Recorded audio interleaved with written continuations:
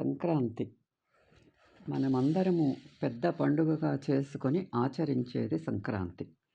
భోగి, సంక్రాంతి, కనుమ అనే 3 రోజుల పండుగ ఎంతో సంతోషంగా ఆచరిస్తారు.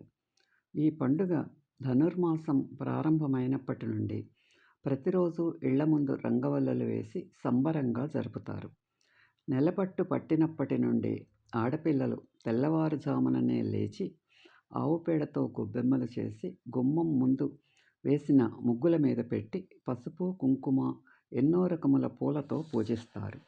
ప్రతిరోజు సాయంకాలము ఆ గొబ్బెమ్మలను తీసి జాగ్రత్త చేస్తారు. సంక్రాంతి పండుగతో ఆ గొబ్బెమ్మలను పెట్టడము ముగిస్తారు. కనుమ రోజు రథం ముగ్గుతో నెలపట్టు విడుస్తారు. అదే రోజున వేసే ముగ్గులోనే 4 ప్రక్కల ద్వారాలు మూసివేస్తారు. దీనినే స్వర్గద్వారాలు మూసివేయటము అంటారు. రథం ముగ్గుకు తాడులాగా ముంగుతో ఇంటివైపు వేసి సంకురమయ్యను ఇంటిలోనికి ఆహ్వానించుతారు. భోగి రోజు ఇండ్ల ముందు భోగి మంటలు వేసి ఆ మంటలలో పనికిరాని పాత వస్తువులను వేసి కాల్చేస్తారు. స్త్రీలు చిన్నపిల్లలను దీవించి భోగి పండ్లను రేగుపండ్లతో పోస్తారు. రెండవ రోజు సంక్రాంతి.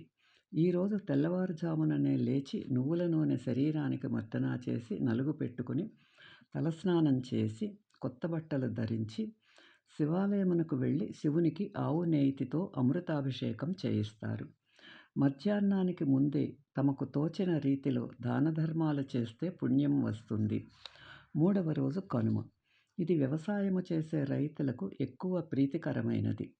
సూర్యుడు ఉదయించకముందే నిద్రలేచి తన పాడి ఆవులను, పశువులను శుభ్రంగా కడిగి పసుపు, కుంకుమలతో అలంకరిస్తారు.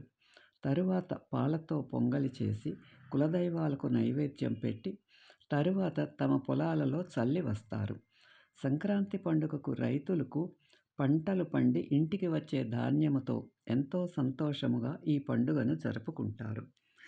ఈ వీడియో మీకు నచ్చితే లైక్ చేసి, షేర్ చేసి, సబ్స్క్రైబ్ చేయండి.